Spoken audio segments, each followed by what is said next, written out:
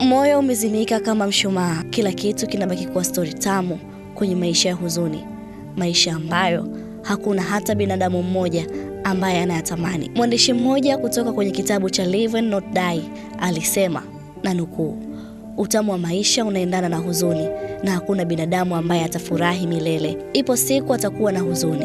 Mwandishi alijaribu kutukumbusha kwamba furaha haitadumu milele. Inawezekana kwenye maisha yako kuna nyakati ngumu unapitia, ila kwa wana michezo wanapitia nyakati ngumu zaidi kuliko kawaida. Majonzi yametanda kila kona.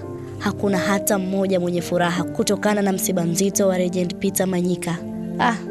Kocha Manyika, kocha wa magolikipa. Peter Manyika alijizoelea umaarufu mkubwa akiwa Yanga, ambayo ni mabingwa wa kihistoria kwenye soka la Tanzania, kabla ya kujiunga na Mtibwa Sugar mwaka 2005. Akiwa Yanga alipata mafanikio makubwa na ndio sehemu ambayo alipata fedha nyingi kuliko timu ambazo amecheza. Manyika atabaki kuwa golikipa bora zaidi kuwahi kupita kwenye soka la Tanzania. Kwa bahati mbaya, watoto wa 2000 hawawezi kuelewa kile ambacho amekifanya. Mara ya mwisho Manyika kufanya vizuri zaidi ilikuwa ni mwaka 2005 akiwa na Mtibwa Sugar. Kwa mtoto ambaye amezaliwa mwaka 2000 hadi mwaka 2005 atakuwa na miaka 5. Kwa umri huo ni ngumu sana kuelewa mpira na maumivu yake. Baada ya kutundika daruga, Manyika akawa kocha wa magolikipa na amedumu kwenye timu mbalimbali Tanzania, ikiwemo Yanga ya Mkwasa, timu ya taifa ya Tanzania, Senior pamoja na Junior, Ihefu, Namungo pamoja na Dodoma Jiji, na timu nyingi ambazo kila golikipa alitamani kufundishwa na Manyika. Peter Manyika amefariki dunia, lakini sisi kama wadau wakubwa wa michezo tutaendelea kumkumbuka kwa mengi ambayo ameyafanya katika mpira huu wa Tanzania. Lala salama Peter Manyika, lala salama legend wa soka.